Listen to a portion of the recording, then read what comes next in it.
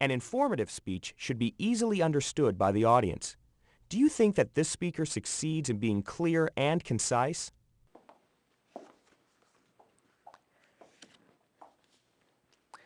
Here are some fresh strawberries.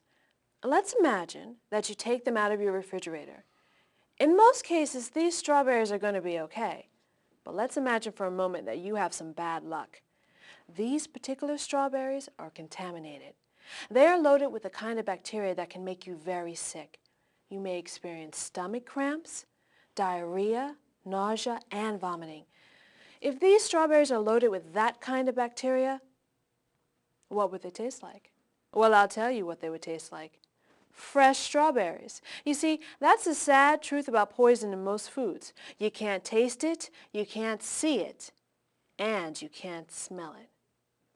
Food contamination is very difficult to detect, and that's one of the reasons why food poisoning is so common. According to U.S. Centers for Disease Control and Prevention, the number of Americans who suffer from food poisoning each year is staggering. 76 million people get sick, and the number of those who die from food poisoning is tragic. There are 5,000 deaths from food poisoning each year. Today, I want to show you that by controlling two key factors, cleanliness and temperature, you can minimize food poisoning in your own home. Notice that I said minimize. There is no way that we can completely eliminate the possibilities. All we can do is try to minimize. Let's take a close look at the first thing you can do. It is important that you thoroughly cleanse your hands and your food. Wash your hands vigorously with soap and warm water before handling food. Now, some of you may be thinking, I eat food all the time without washing my hands first. Yes, you can get away with it most of the time, but will you always be so lucky? According to the U.S. Department of Agriculture, half of all cases of food poisoning would be eliminated if people wash their hands frequently and thoroughly. If you touch raw meat, seafood, poultry, or eggs, wash your hands again before you work with any other food. This prevents what is called cross-contamination. Wash fruits and vegetables. A lot of people think that food poisoning comes only from meat, but that is wrong. In fact, did you know that fruits and vegetables are the leading source of food poisoning in the United States?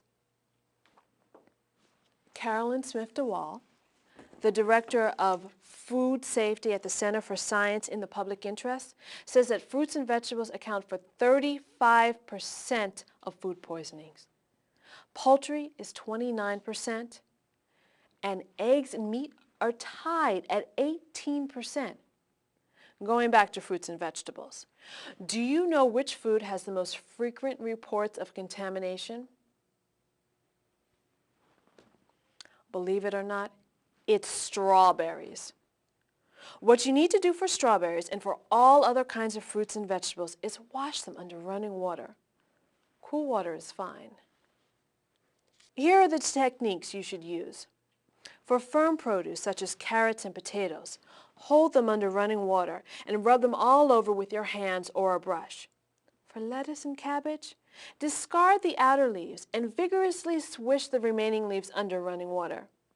For berries, cherries, and grapes, place them in a large bowl and soak them in several changes of cool water. Now that we have looked at cleanliness, let's turn to the second thing you can do. You should carefully control temperature.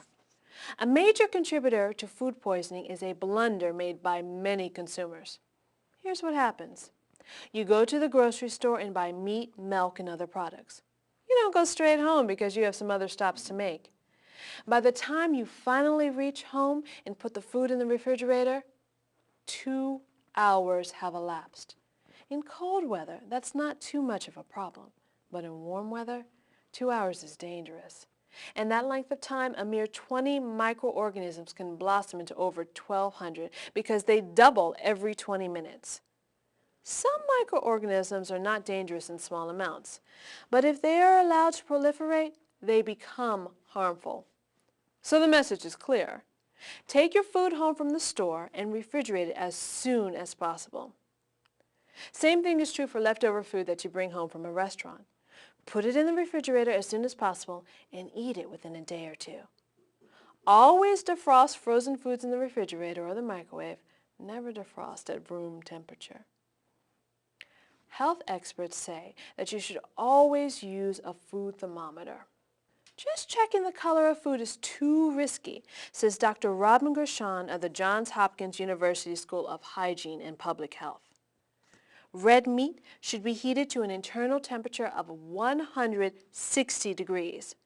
Poultry should always be cooked to 180 degrees. If a food thermometer sounds like a lot of trouble, you might not think so when I tell you one alarming statistic from the U.S. Department of Agriculture.